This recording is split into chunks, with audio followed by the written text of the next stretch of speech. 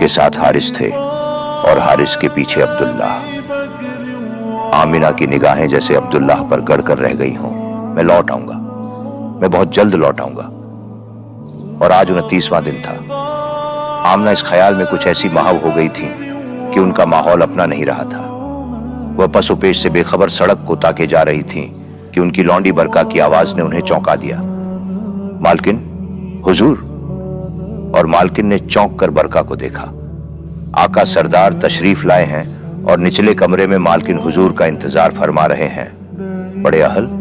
جی ہاں، شاید قافلے کی خبر لائے ہوں۔ آمنہ بنت وہب کے ہونٹوں پر سے مسکراہٹ پھولوں کی طرح جھڑنے لگی۔ وہ تیزی سے دروازے کی طرف بڑھی۔ برکا کو یوں محسوس ہوا کہ اس کی مالکن ہوا میں اڑ رہی ہے، اور پھر آہستہ خرامی سے سیڑھیاں قطع کرنے لگی۔ سردار عبد المطلب کا